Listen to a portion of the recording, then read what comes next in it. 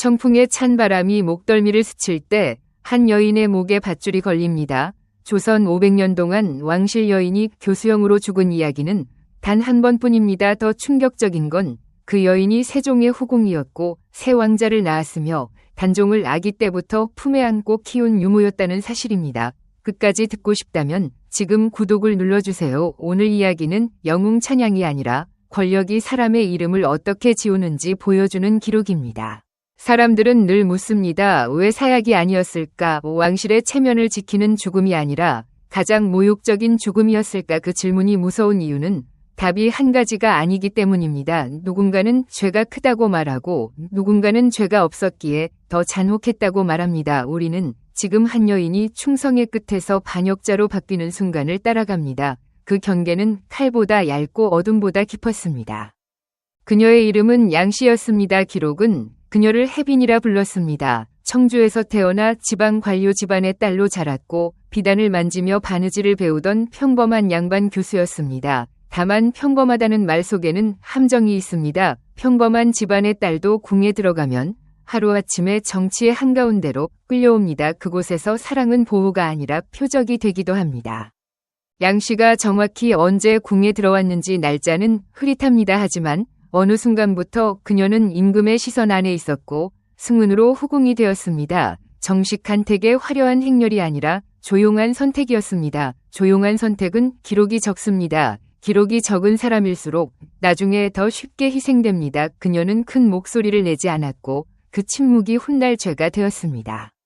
세종은 그녀에게서 세 아들을 얻었습니다. 한남군, 수충군, 영풍군 왕은 기뻐했고 그녀의 품계를 높였습니다. 그때까지 양씨의 삶은 궁 안에서 흔히 볼 수 있는 평온한 후궁의 길처럼 보였습니다. 아이들을 낳고 아이들을 기르고 병이 있으면 약을 받고 비가 오면 처마 끝 소리를 듣는 그런 날들이었습니다. 그러나 궁은 늘 조용히 무너집니다. 소리가 나지 않는 균열이 가장 먼저 사람을 삼킵니다. 그 균열이 열린 날은 한 아기의 울음으로 시작했습니다. 세자의 아내가 아이를 낳자마자 세상을 떠났고 갓난아이는 세상에 홀로 남았습니다. 그 아기가 훗날 단종이 됩니다. 궁 안에서 가장 무서운 질문이 떠올랐습니다. 이 아이를 누가 키울 것인가? 답을 잘못 고르면 한 사람의 인생이 아니라 왕조의 운명이 흔들립니다. 그날의 선택이 양씨의 목에 걸릴 밧줄로 이어질 줄 아무도 말해주지 않았습니다. 세종은 오래 고민한 끝에 양씨를 불렀습니다. 이미 세 아들을 키운 경험이 있고 신분이 비교적 안정적이며 마음이 욕심보다 아이에게 가까운 사람, 그 조건이 양씨에게 맞았습니다. 양씨는 고개를 숙였습니다. 그리고 받아들였습니다. 그녀는 아이를 돌보는 일이 자신의 죄가 될 수 있다는 생각을 하지 못했을 것입니다. 그때 그녀에게 단종은 권력이 아니라 아이였습니다. 따뜻한 체온을 가진 작은 생명이었습니다. 아기는 밤마다 양씨의 품에서만 잠들려 했다고 전해집니다. 잠이 들기 전 작은 손이 옷깃을 움켜쥐면 양씨는 숨을 죽이고 등을 토닥였습니다. 울음이 길어지면 궁의 긴 복도까지 퍼졌고 그 울음은 그녀의 가슴을 죄었습니다. 양씨는 자신도 모르게 더 깊이 애정을 쏟았습니다. 친자식보다 더 조심스럽게 안았고 더 오래 지켜봤습니다. 그래서 단종에게 양씨는 진짜 어머니였습니다. 그녀의 세 아들 또한 단종을 동생처럼 여겼습니다. 함께 자라며 장난을 치고 궁의 좁은 뜰에서 숨바꼭질을 하고 겨울이면 손이 트고 여름이면 땀이 흘렀습니다. 그 평범한 장면들이 나중에는 모두 죄의 증거처럼 뒤틀립니다. 권력은 가족을 가족으로 보지 않습니다. 권력은 관계를 줄로 봅니다. 줄은 묶을 수도 있고 끊을 수도 있습니다. 그런데 행복은 오래 가지 않았습니다. 세종이 세상을 떠나자 궁의 공기는 달라졌습니다. 새 임금이 오른 뒤 선왕의 후궁들은 규정에 따라 자리를 옮겨야 했고 양씨도 단종 곁에서 떨어져야 했습니다. 떠나는 날 단종은 울음을 삼키며 그녀를 붙잡았습니다. 양씨는 웃으려 했지만 목이 메었습니다. 그 순간 양씨는 몰랐습니다. 이별이 끝이 아니라 시작이라는 것을. 그리고 다시 만나는 날이 오더라도 그 만남의 의미가 사랑이 아니라 위험이 되어버린다는 것을. 문종은 양씨를 완전히 내치지 않았습니다. 어린 시절 자신을 품어준 은인을 기억했고 단종이 흔들릴 때마다 마음이 먼저 그쪽으로 갔습니다. 그래서 다른 후궁들과 한 곳에 모여 살게 하는 관례를 깨고 양씨에게 따로 거처를 마련해 주었습니다. 이것은 호의처럼 보였지만 동시에 표식이기도 했습니다. 누구나 알았습니다. 저 여인은 특별하다고. 특별함은 언제나 시기와 의심을 부릅니다. 사헌부와 사관들은 반대 상소를 올렸습니다. 법도에 맞지 않는다고 말했습니다. 그러나 문종은 병든 몸으로도 고집을 꺾지 않았습니다. 양씨가 상례 뒤로 병이 깊어졌고 다른 후궁들과 함께 있으면 서로에게 괴로움이 된다고 했습니다. 그 말은 배려였지만 동시에 보호였습니다. 문종은 알고 있었습니다. 궁은 사람을 보호할 때보다 의심할 때 더 빠르게 움직인다는 것을요. 문제는 문종의 시간이 너무 짧았다는 것입니다. 어느 봄 새벽 강령전의 등불이 꺼지듯 문종이 갑자기 세상을 떠났습니다. 조정은 얼어붙었습니다. 그리고 12살 단종이 왕위에 올랐습니다. 아이가 왕이 되는 순간 궁은 가장 위험한 곳이 됩니다. 아이는 명령을 내릴 수 있지만 칼을 들 수 없고 칼을 든 사람들은 아이의 이름으로 싸우기 시작합니다.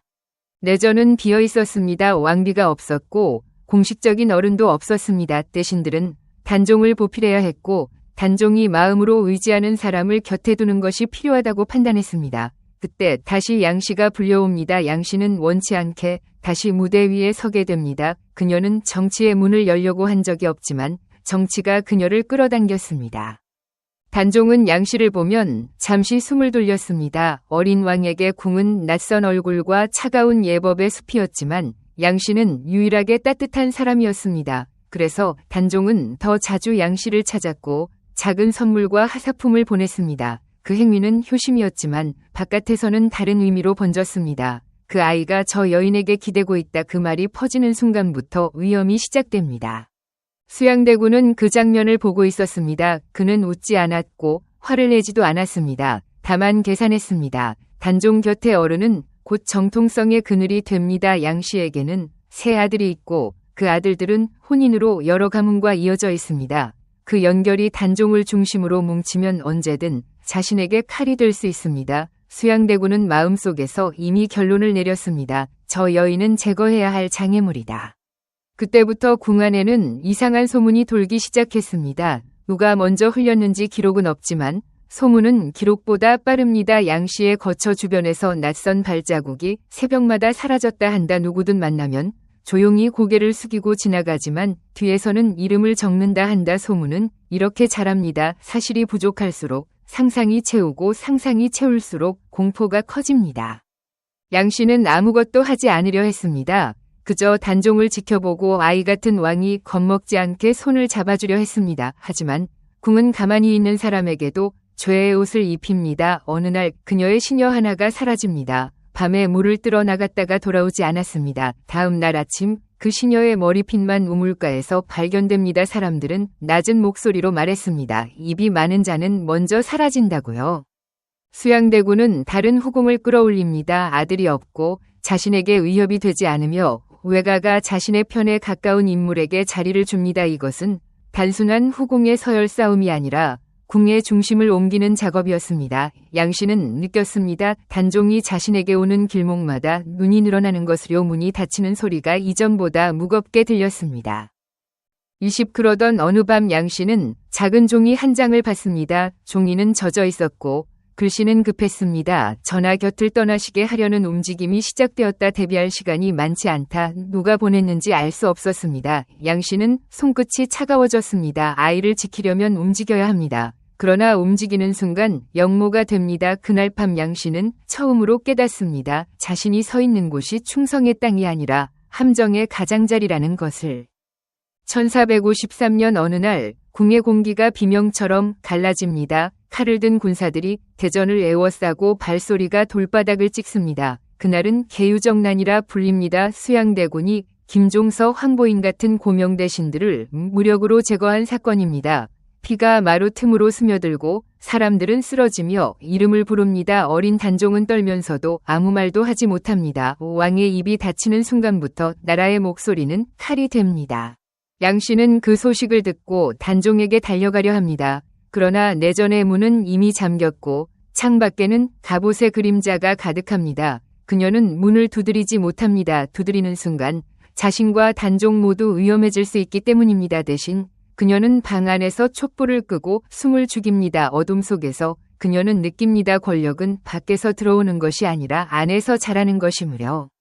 얼마 지나지 않아 안평대군이 유배되고 곧 사사되었다는 소식이 퍼집니다. 누군가는 울고 누군가는 입을 막습니다. 왕실의 피가 왕실의 명령으로 끊어지는 걸 본 순간 사람들은 알게 됩니다. 이제 남은 것은 순종뿐이라는 것을. 그 순종이 진심이든 공포이든 상관없습니다. 살아남는 자는 고개를 숙이고 살아남지 못하는 자는 이름이 지워집니다.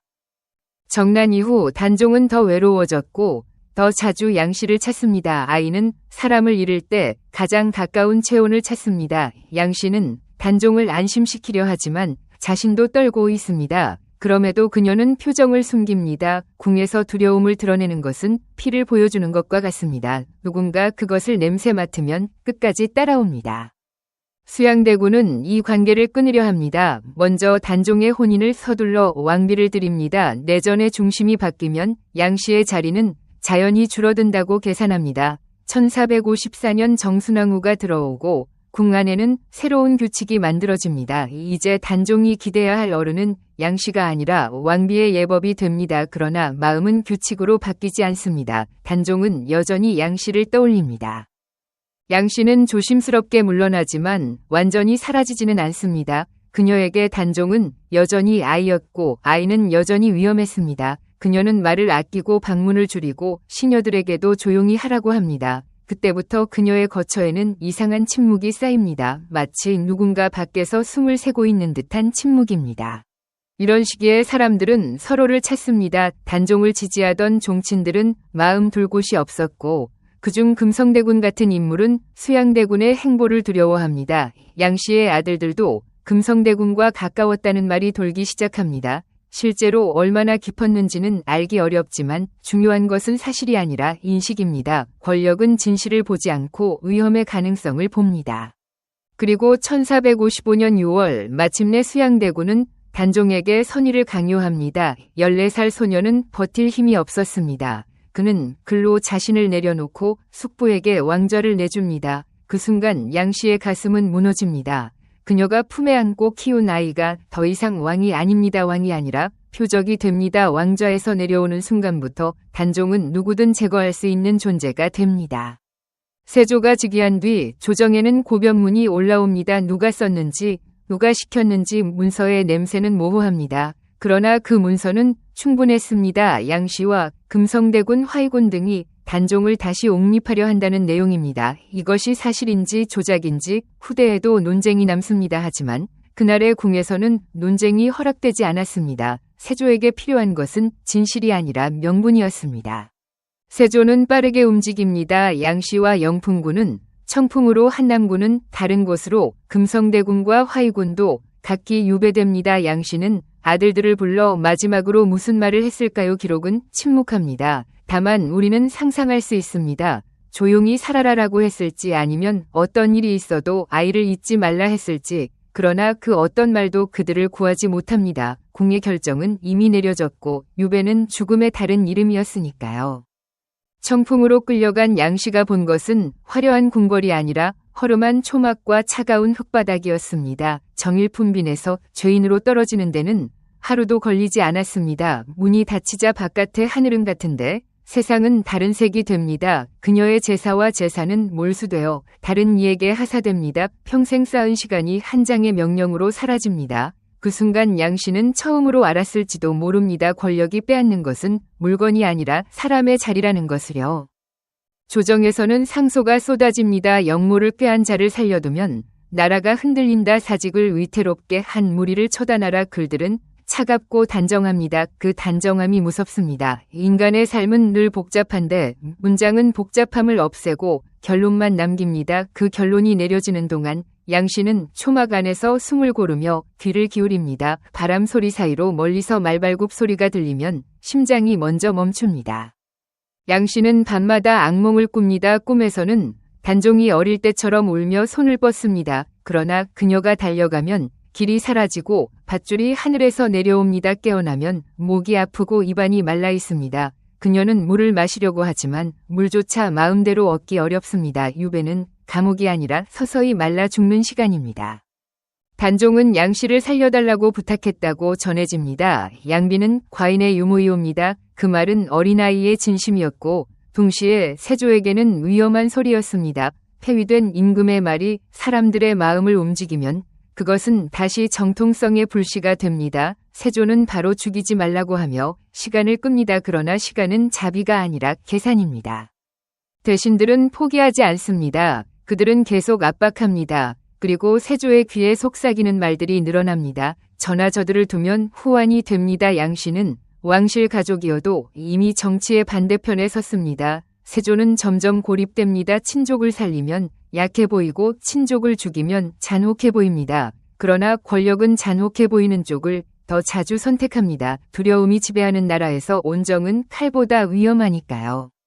마침내 1455년 11월 세조는 결단을 내립니다. 양씨를 사사하라. 여기까지만 들으면 사람들은 사약을 떠올립니다. 왕실 여인에게 내려지는 마지막 체면의 죽음. 그러나 청풍에서 내려온 소식은 다릅니다. 사약이 아니라 교형이었다. 밧줄이었다. 교수형이었다. 그 한 단어가 모든 것을 바꿉니다. 이것은 처형이 아니라 모욕이었습니다. 왜 하필 교수형이었을까? 그 질문은 계속 남습니다. 교수형은 왕실 여인에게 거의 쓰지 않는 형벌입니다. 그러니 이것은 메시지입니다. 너는 더 이상 왕실이 아니다. 너는 반역자다. 너의 피는 체면으로 덮어줄 가치가 없다. 사람들은 그 메시지를 읽었고 읽는 순간 입을 다물었습니다. 왜냐하면 메시지는 읽는 자에게도 경고가 되기 때문입니다. 청풍의 어느 오후 양씨는 형장으로 끌려갑니다. 바람이 거칠고 하늘이 낮습니다. 그녀의 옷은 궁에서 입던 비단이 아니라 거친 천입니다. 발은 흙을 밟고 손목은 차갑습니다. 그녀는 울지 않았다고 전해지기도 하고 울었다고 전해지기도 합니다. 그러나 그날 그녀가 무엇을 느꼈는지 우리는 알 수 없습니다. 기록은 늘 마지막 표정을 숨깁니다. 다만 한 가지는 분명합니다. 그녀는 마지막 순간까지 단종을 생각했을 것입니다. 후대의 야사는 그녀가 옥새를 내놓지 않겠다고 말했다고 전합니다. 사실인지 알 수 없지만 그 말이 사람들에게 남는 이유는 진실처럼 들리기 때문입니다. 옥새는 권력의 심장이고 단종은 그 심장의 이름입니다. 양씨가 지키려 했던 것은 권력이 아니라 아이였다고 믿고 싶은 마음이 그 문장을 살려냅니다. 그래서 전설은 역사보다 오래갑니다. 밧줄이 목을 조일 때 그녀의 숨은 끊어지고 이름은 더 빠르게 끊어집니다. 그 뒤 비극은 끝나지 않습니다. 장남 한남군은 유배지에서 병사하고 차남 수충군은 젊은 나이에 세상을 떠나고 삼남 영풍군도 유배지에서 죽습니다. 죽음의 방식은 기록에서 흐릿해지고 소문만 남습니다. 타살설 같은 어둠도 따라붙습니다. 그리고 가장 잔인한 일은 그들의 이름이 왕실 족보에서 삭제되었다는 것입니다. 존재하지 않았던 사람처럼 지워지는 것, 그것이 궁이 주는 두 번째 죽음입니다.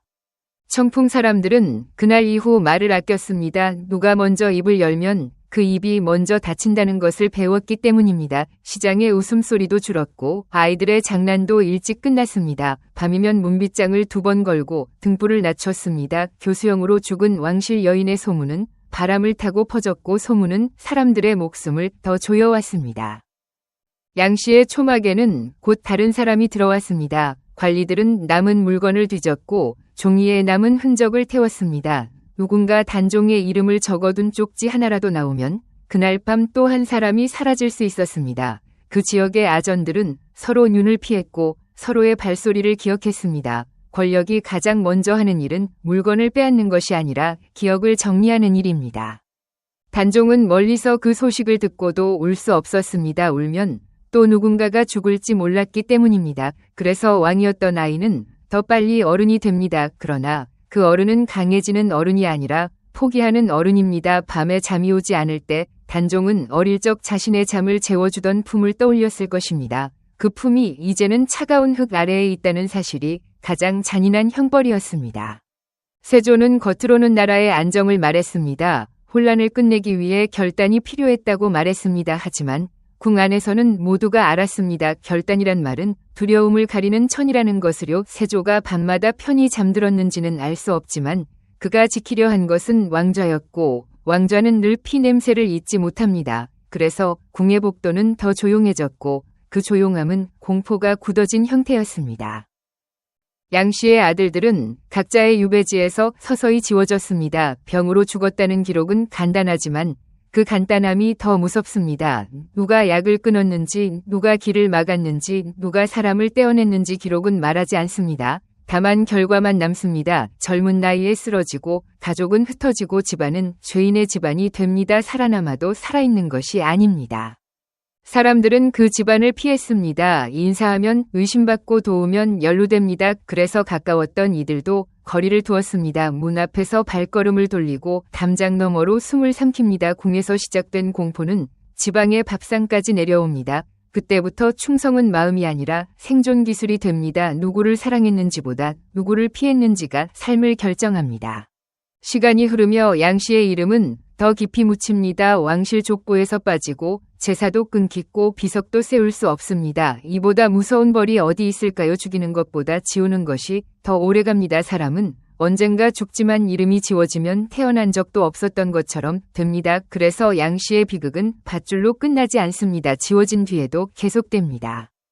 그럼에도 어떤 사람들은 밤에 속삭였습니다. 그녀는 죄가 없었다. 그녀는 아이를 지키려 했을 뿐이었다. 그러나 속삭임은 바람에 약합니다. 그리고 바람은 권력편으로 불 때가 많습니다. 누군가 그 속삭임을 들으면 다음날 자리에서 사라집니다. 그래서 사람들은 속삭임마저 접었습니다. 진실이 존재해도 말할 수 없으면 진실은 잠시 죽은 것과 같습니다.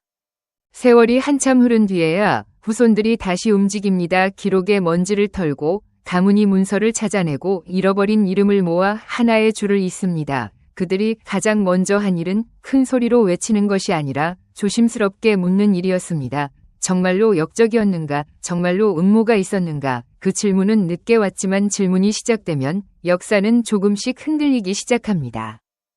마침내 어떤 날 조정의 상소가 올라갑니다. 증조모의 누명을 풀어달라는 호소입니다. 글은 예의를 갖추었지만 그 속에는 오래 눌린 울음이 있습니다. 왕은 문서를 읽고 잠시 멈춥니다. 그 멈춤이 중요합니다. 권력이 단정하는 속도에서 잠시라도 멈춘다는 것은 다른 가능성을 인정하는 일이기 때문입니다. 그날 이후 양 씨의 이름은 아주 천천히 다시 빛 쪽으로 움직이기 시작합니다.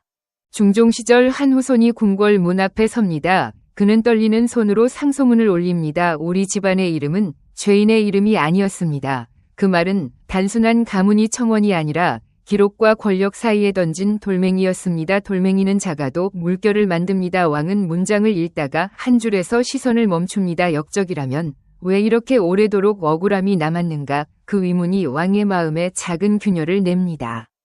조정은 곧 술렁입니다. 어떤 이는 말합니다. 옛일을 왜 다시 들추는가? 어떤 이는 말합니다. 억울함을 바로잡는 것이 왕도의 시작이다. 두 편의 목소리는 서로를 향해 칼이 아니라 문장으로 찌릅니다. 그날 회의 공기는 차갑습니다. 양 씨는 죽어서도 다시 재판을 받는 듯합니다. 죽은 자가 다시 불려나오면 살아있는 자들은 더 조심해집니다. 왜냐하면 자신들의 기록도 언젠가 심판받을 수 있다는 사실을 깨닫기 때문입니다. 결국 양 씨와 아들들의 이름이 다시 올려집니다. 족보의 한 줄이 돌아오는데 걸린 시간은 너무 길었습니다. 이름이 돌아온 순간에도 사람들은 환호하지 않습니다. 궁은 기쁨을 크게 허락하지 않습니다. 다만 조용히 바뀝니다. 조용한 변화가 더 무섭습니다. 어제의 반역이 오늘의 억울함이 되고 내일의 충절이 될 수 있다는 뜻이니까요. 복권은 끝이 아니라 시작입니다. 어떤 관리들은 서류를 들춰보며 속으로 계산합니다. 복권된 이름이 누구에게 이익이 되는가, 누구의 체면을 세우고 누구의 체면을 무너뜨리는가. 양 씨는 여전히 정치의 중심에서 벗어나지 못합니다. 그녀는 살아서는 아이를 품었고 죽어서는 논쟁을 품습니다. 그 논쟁은 밤마다 누군가의 방에서 다시 시작됩니다. 시간이 더 흘러 명종 시절 관작이 회복됩니다. 사람들은 말합니다. 드디어 바로잡혔다. 하지만 바로잡힘은 완전한 치유가 아닙니다. 청풍의 바람은 여전히 차갑고 밧줄의 기억은 여전히 남아있습니다. 누군가 그 이야기를 입 밖에 내면 목이 저절로 뻣뻣해집니다. 교수형은 죽음이 아니라 몸에 새겨진 공포의 형태로 남기 때문입니다. 숙종 시절 단종의 복위가 이루어졌다는 소식이 들려옵니다. 그 소식은 먼 곳의 번개처럼 청풍까지 울립니다. 단종의 이름이 다시 왕의 이름으로 불리는 순간 양 씨의 죽음도 다시 해석됩니다. 그때부터 사람들은 조심스럽게 말하기 시작합니다. 그녀는 역적이 아니라 지키려 했던 사람이다. 그러나 그 말 뒤에는 늘 작은 공포가 붙어 있습니다. 권력은 바뀌어도 권력의 기억은 남기 때문입니다. 숙종은 마침내 양 씨에게 시효를 내립니다. 후궁에게 시효를 준다는 것은 드문 일입니다. 그 드문 일이 이루어지는 밤 궁의 기록관들은 오래된 서류를 다시 펼칩니다. 종이는 눅눅하고 잉크는 흐립니다. 거기에는 한때 지워졌던 이름이 숨처럼 남아 있습니다. 기록은 완전히 지워지지 않습니다. 아주 작은 흔적이 남아 언젠가 돌아옵니다. 그 사실이 모든 권력자를 불안하게 만듭니다. 정조 시절 문제가 생깁니다. 시호의 글자가 겹친다는 이유로 이름이 다시 바뀝니다. 이름이 바뀌는 일은 사소해 보이지만 어떤 사람에게는 두 번째 죽음처럼 느껴집니다. 정조는 유문을 직접 씁니다. 슬픔이 깊다고 말하며 그녀의 죽음을 가벼운 후궁의 말로 정리하지 않습니다. 그는 그녀를 사육신 같은 충절의 자리에 놓으려 합니다. 왕이 직접 문장을 쓰는 순간 양 씨의 삶은 다시 한번 다른 빛을 얻습니다. 하지만 그 빛이 밝을수록 그림자도 짙어집니다. 사람들은 다시 질문합니다. 그렇다면 그날의 밧줄은 무엇이었는가? 누가 그 밧줄을 선택했는가? 왜 하필 가장 모욕적인 방식이었는가? 정조의 문장이 그녀를 끌어올렸지만 밧줄의 공포를 지우지는 못합니다. 오히려 공포는 더 선명해집니다. 왜냐하면 이제 우리는 그 죽음이 단지 처형이 아니라 메시지였음을 알게 되었기 때문입니다. 후손들은 늦게나마 비석을 세우고 단을 올립니다. 그러나 의로는 완전하지 않습니다. 돌은 차갑고 글씨는 단정하지만 그 안에 피는 마르지 않습니다. 청풍의 밤은 여전히 길고 바람은 여전히 목을 스칩니다. 누군가 비석 앞에서 서 있으면 자신도 모르게 목을 만지게 됩니다. 그리고 마음속으로 묻습니다. 한 아이를 품어 키운 죄가 이렇게 무거울 수 있는가? 그 질문에 답하는 순간 우리는 또 다른 두려움을 마주합니다. 권력이 사랑을 죄로 바꾸는 일은 지금도 끝나지 않았다는 두려움입니다. 이 이야기가 무서운 이유는 단지 교수형 때문이 아닙니다. 가장 무서운 것은 양 씨가 스스로 권력을 탐하지 않았는데도 권력의 한복판에 세워졌다는 사실입니다. 그녀는 선택했다고 믿었지만 사실 선택당했습니다. 아이를 지키려 했던 손길이 어느 날 반역의 손길로 바뀌는 순간을 우리는 봅니다. 그 순간부터 사람은 자신이 무엇을 했는지보다 누가 자신을 어떻게 부르는지에 의해 처벌받습니다. 충성과 역모의 경계는 무엇일까요? 단종을 살리고 싶다는 마음이 나라를 흔드는 죄가 될 수 있을까요? 반대로 왕좌를 지키기 위해 가족을 죽이는 선택은 나라를 안정시키는 결단이 될 수 있을까요? 질문이 계속 쌓이면 답은 더 늦게 옵니다. 그리고 그 늦음 속에서 수많은 이름이 사라집니다. 양 씨의 비극은 그 이름들 가운데 가장 선명한 하나일 뿐입니다. 청풍의 그날을 상상해 봅니다. 하늘은 흐렸을까요? 맑았을까요? 누군가는 밧줄을 매며 손을 떨었을까요? 아니면 익숙한 일처럼 무표정했을까요? 양 씨는 마지막으로 어떤 소리를 들었을까요? 바람 소리였을까요? 군사의 짧은 명령이었을까요? 아니면 아무도 말하지 않는 침묵이었을까요? 우리는 모릅니다. 모르는 부분이 공포를 키웁니다. 만약 양 씨가 단종을 키우지 않았다면 그녀는 살아남았을까요? 아마도 평범한 후궁의 기록 속에서 조용히 늙어갔을지도 모릅니다. 그러나 그녀는 단종의 어머니가 되었고 그 순간부터 단종의 운명과 묶였습니다. 궁에서 관계는 축복이 아니라 사슬입니다. 사슬은 따뜻하게 시작해도 끝은 차갑습니다. 세조의 입장에서 보면 그녀는 위험이었을 것입니다. 단종이 그녀에게 기대는 한 단종은 완전히 무력해지지 않습니다. 사람의 마음은 칼로 베지 못합니다. 그래서 권력은 마음의 중심을 끊으려 합니다. 그 끊김의 방식이 교수형이었습니다.